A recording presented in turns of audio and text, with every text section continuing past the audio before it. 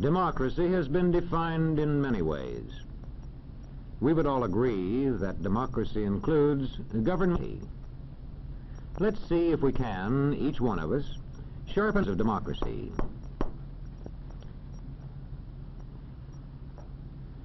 We know that democratic words and forms have been written into laws. But it is the way people practice democracy that really counts. Let's ask this man about defining democracy. He studies communities and the way people live in them.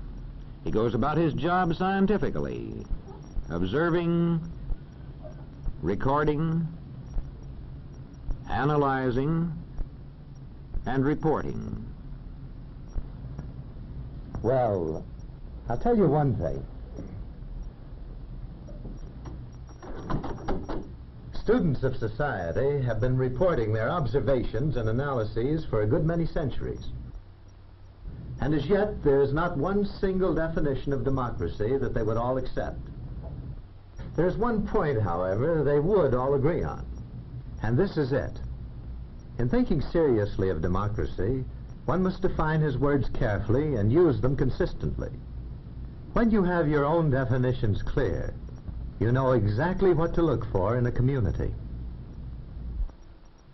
Many students agree that two important signs of democracy are shared respect and shared power.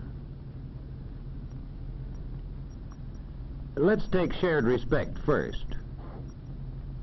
Sharing respect means that each shares the respect of all. Not because of his wealth, or his religion, or his color,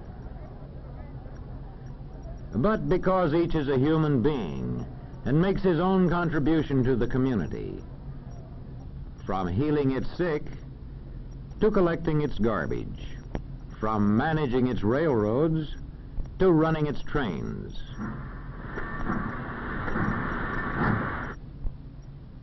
One sign of shared respect in a community is that everybody is given a fair chance to develop useful skills and the chance to put these skills to effective use. And there is shared respect if various groups in the community recognize each other's right to hold different faiths and opinions. And now let's see how we spot the second of the two signs of democracy, shared power. Most observers agree that there is true democracy in a community only if there is shared power. That is to say, only if many people have a share in making decisions that the community will support with force if necessary. More specifically, you can say that power is shared wherever regular popular elections are authorized and are actually held.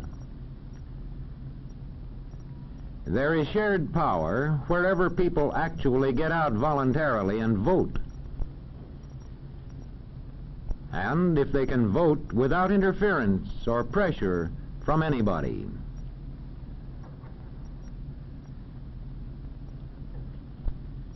There is shared power if office holders are drawn from representative groups in society, if they include men from the farms, men from the law courts, men from the stores, men from the factories, office holders who are drawn from representative groups of the community. In a democratic legislature, shared power shows itself in a strong opposition. Listen. And that is why I'm confident the governor will have the support of the House on this bill. Mr. Speaker, as usual, the honorable gentleman is quite wrong. He and the governor he serves so dutifully can expect no support for their policy from this House. A strong opposition is made possible by an effective political party system. The two most important signs of democracy, then, are shared respect and shared power. They, in turn, depend on many conditions. Let's consider two of these conditions: economic balance and enlightenment.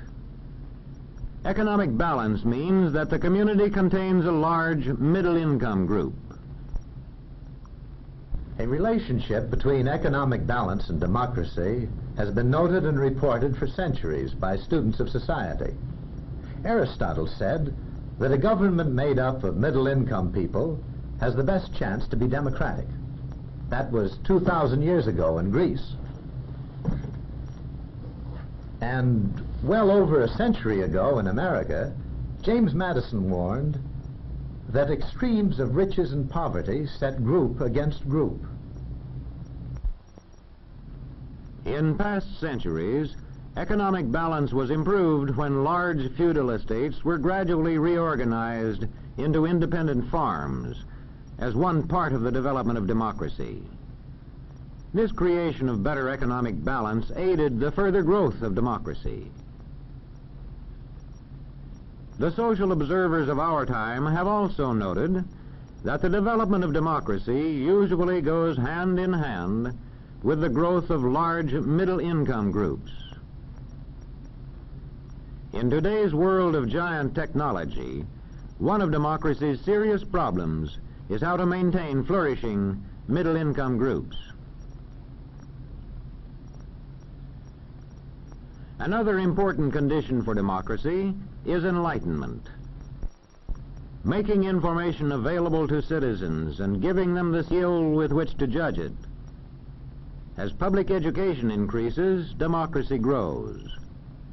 In checking a community for democracy, we must find out whether it provides schools adjusted to the needs of its young people. Just being able to get books and newspapers is no guarantee of democracy.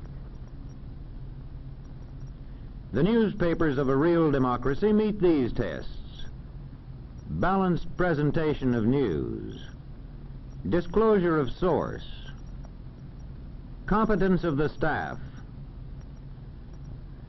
In applying these tests to newspapers, we find out, first of all, if they report both. See if the news pages contain news only, and if opinion is kept for the editorial page.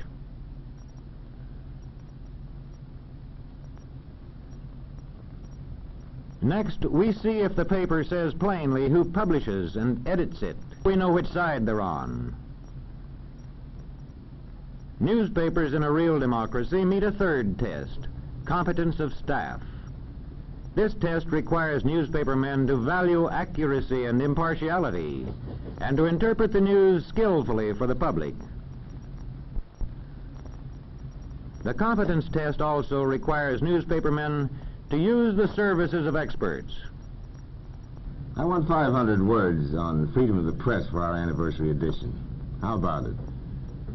But, Professor, you know more about the history of freedom of the press than probably any other man in the country. Yes, that's right. I mean the responsibility of a free press and other forms of communication like the radio and the movies to enlighten the people into democracy.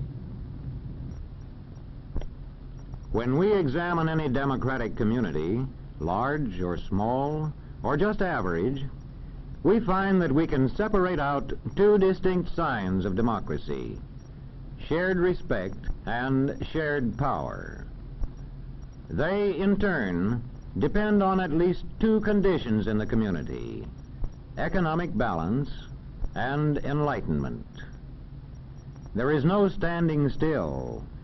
The more economic balance and enlightenment, the more shared respect and shared power. Democracy is something that's never finished. It wanes with neglect, and it grows with care. If a community works to balance its economy, and if it works to enlighten its citizens, such a community can achieve shared respect, and it can achieve shared power. By working hard at it, the citizens of any community can achieve democracy.